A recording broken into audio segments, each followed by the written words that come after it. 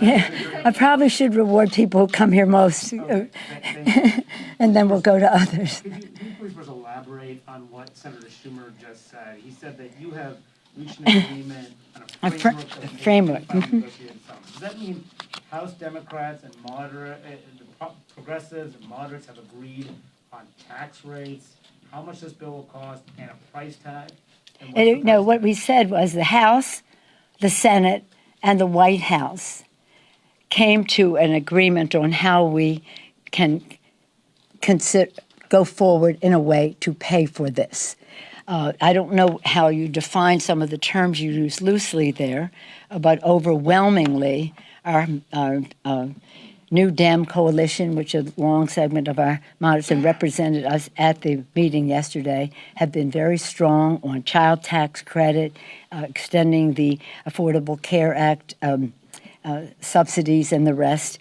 The list goes on. So we have consensus in overwhelmingly, maybe 10 to 1, 20 to 1 in our caucus as to these priorities, a higher percentage in the Senate. But we wanted to make sure that it was paid for. And I'm a pay-go person.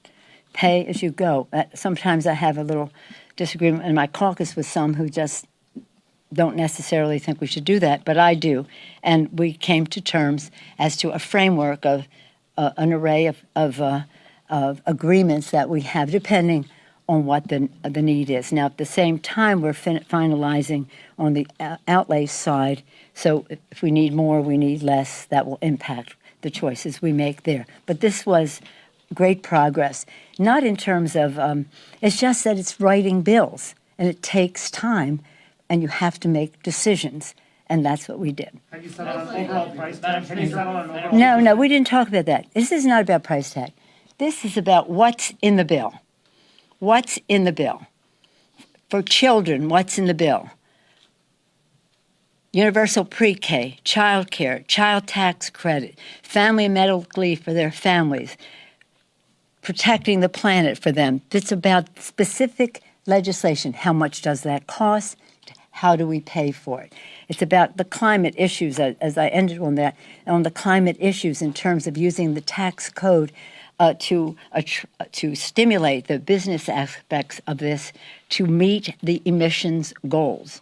And that's part of how we make some decisions in there. Does this use of the tax cut help meet the president's emission goals that we have as a nation? So it's not about a price tag or anything. It's about values, not dollars. And when we come to agreement on what people are for, or what they would cut if they want to do less. What would you cut? But our goal is to have a very specific priorities clearly presented with as close as possible results as possible. And I'm very, very proud of the work of our members on that score. Yes, Chad? Thank you for taking the question. You had the Treasury Secretary here. I suspect you've been talking about the debt ceiling. You've expressed concern there. It seems as though every time we get so close to the debt ceiling, we hear all of these horror stories about the foreman of the apocalypse, the locusts, and everything. It is that, yeah. But why would we think that wouldn't happen this time? I know the position of the Republicans, the public position, but why would we not think that this is going to be different this time? Well, because, again, public sentiment is everything. The Republicans yesterday, they voted to shut down government and not honor the full faith and credit of the United States of America. Shutting down government at the same time is rejecting assistance for their own constituents who were affected by Hurricane Ida. Again, we'll keep government open. We'll have the votes to do that, and then we'll go to the Senate again. But the full faith and credit is a national debate. It's a national debate. And why should it be that we as Democrats always come to the rescue when it's a Republican president? And we're not coming to the rescue of the president. We're coming to the rescue of our economy, of families and the interest they pay on loans and their job security and the rest of that. That's the debate that we have to have. And we must succeed.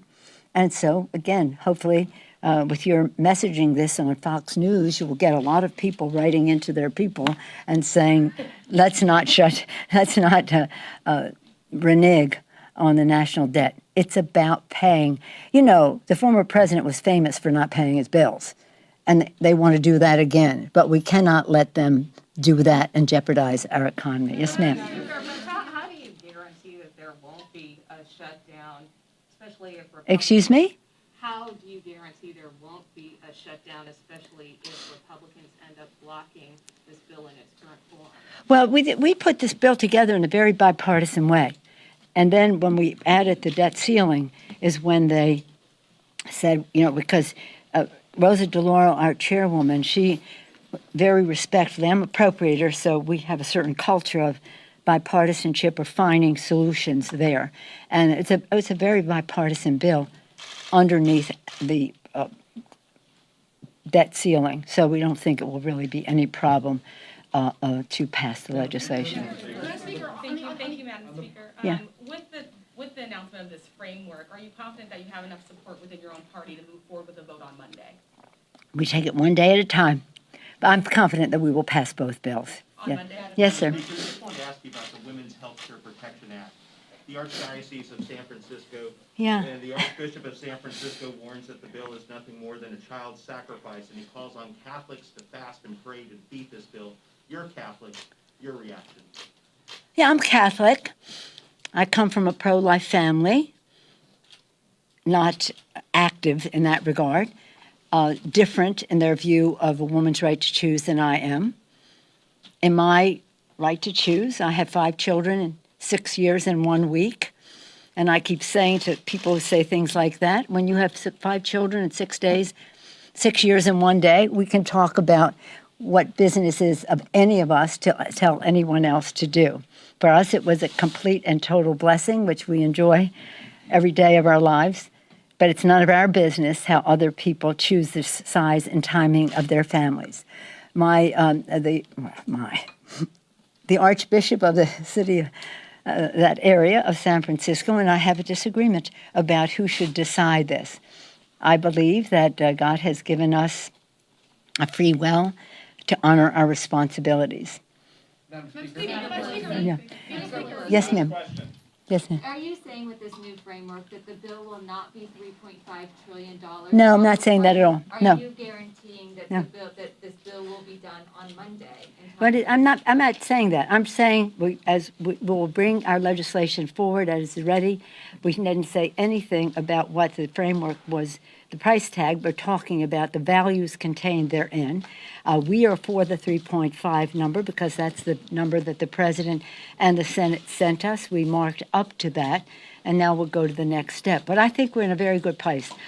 I've always been very calm about this because it's like it always happens the same way, all this bluster and this and that and who's there and who's there. But at the end of the day, we will be unified for the American people. And we couldn't be better led than by Joe Biden and his vision for America's working families, so that we have fairness in our economy and justice in our environment as well as in our economy in every other way, and that we open the door for women to succeed in the workplace. So take one day at a time. Thank you all very much. Thank you.